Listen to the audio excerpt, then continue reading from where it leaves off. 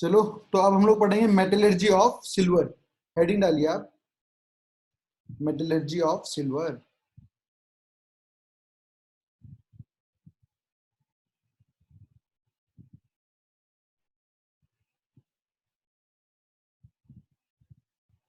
जो सिल्वर है, इसका जो मेन ओर होता है दैट इज सिल्वर ग्लैंस। ठीक है, तो हमें पता ही है सिल्वर का जो मेन ओर है मेरे पास, वो क्या है, मेरे पास सिल्वर ग्लैंस ही है।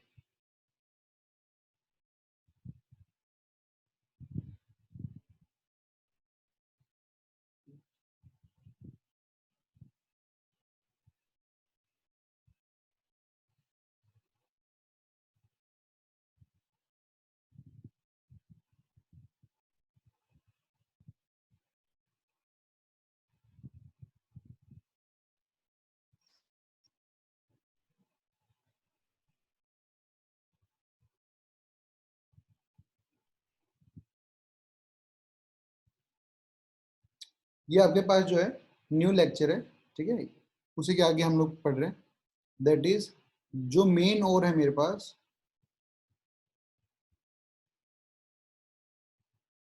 ठीक है, main ore is Ag2S silver glance plus AgCl। ठीक है, तो जो मेरे पास पता है भाई सिल्वर का है तो कंसेंट सल्फाइड हो रहा है, तो कंसंट्रेशन के लिए तो मैं क्या यूज करने वाला हूँ, फ्रोथ फ्लोटेशन प्रोसेस यूज करने वाला हूँ। ठीक है, कंसंट्रेशन ऑफ और तो मैं कहां से कर दूंगा, फ्रोथ फ्लोटेशन प्रोसेस से। ओके, अब एक और तरीका यहाँ यूज किया जाता है जिसे हम लोग सेकंड प्रोसेस कहते हैं, कंसंट्रेशन ऑफ ओर के अंदर ही आता है, इसे हम लोग बोलते हैं cyanide process. Cyanide process specially ये सिल्वर और गोल्ड के लिए यूज किया जाता है। साइनाइड प्रोसेस भी कहते हैं और बहुत सारे लोग इसे MacArthur process, ARTHUR Arthur process भी कहते हैं। ठीक है, तो आप लोग क्या कराते हो यहाँ पर, इसका रिएक्शन करवाओगे किस तरीके से, आप Ag2S का रिएक्शन करवाते हो NaCN के साथ, साइनाइड है, and this will form a complex. ठीक है ना, ये क्या करता है, इतना जो सिल्वर प्रेजेंट है इस सिल्वर का पूरा एक कॉम्प्लेक्स बना लेता है, and the complex is NaAgCN whole twice. इस कॉम्प्लेक्स का फॉर्मेशन करता है। अब आपको एक चीज तो बहुत अच्छे से पता है कि अगर आप रिएक्टिविटी सीरीज देखोगे तो जो मेरा ज्यादा रिएक्टिव एलिमेंट होता है वो लेस रिएक्टिव को क्या करता है, डिस्प्लेस कर देता है। तो आप क्या करते हो, जानबूझ के इसका रिएक्शन करवाते हो किसके साथ, जिंक के साथ, क्योंकि जिंक के साथ रिएक्शन कराने का फायदा क्या है, जिंक मेरा सिल्वर से ज्यादा रिएक्टिव है, तो ये इसको इसके सॉल्यूशन में से Ag को रिमूव कर देगा, and this will form Na2ZnCN4 एक सॉल्यूशन बनाएगा और आपकी Ag को क्या कर देगा, बाहर निकाल देगा, Ag का प्रेसिपिटेट मिल जाएगा। तो प्योर सिल्वर आपको क्या होता है, ये बाहर मिल जाता है। ठीक है, आपके पास क्या होता है, प्योर Ag आपको क्या होता है, बाहर मिल जाता है। ठीक है, तो आप यहाँ से कंसंट्रेशन ऑफ ओर कराते हो, इसको आपको Ag मिल गया, और अब जब आपको Ag मिल गया तो आप लास्ट में इसका क्या करा देते हो, इलेक्ट्रोलिटिक रिफाइनिंग करा देते हो। That is the last step for the extraction of silver. ठीक है, दैट इज इलेक्ट्रोलाइटिक रिफाइनिंग आप करा देते हो। इलेक्ट्रोलाइटिक रिफाइनिंग में फायदा क्या होता है, आपने कैथोड लिया, ठीक है, कैथोड पर आपको पता है क्या मिलेगा, प्योर सिल्वर मिलता है, प्योर Ag मिलता है। और वैसे भी आप इसको कैसे लेते हो, थिन शीट लेते हो, पतली सी शीट लेते हो। ठीक है, फिर आपके पास होता है एनोड।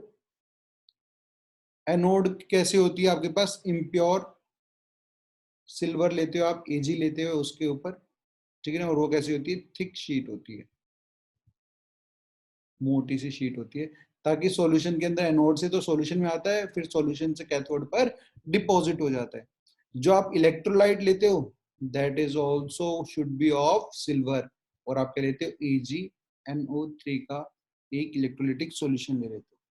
सेम प्रोसेस मेरी गोल्ड के लिए भी होती है, जो हमने यहाँ पर मैक आर्थर प्रोसेस पढ़ा ना, सेम मेरे पास किसकी होती है, गोल्ड की भी सेम प्रोसेस होती है, कंसंट्रेशन ऑफ ओर भी सेम है, साइनाइड प्रोसेस, मैकआर्थर प्रोसेस भी सेम है, बस यहाँ एजी की जगह एयू आ जाता है, ठीक है। और आगे इलेक्ट्रोलिटिक रिफाइनिंग भी सेम है, कैथोड पर आप प्योर गोल्ड लोगे, एनोड पर इम्प्योर गोल्ड लोगे, इलेक्ट्रोलाइट आप गोल्ड का कोई सॉल्यूशन ले लोगे।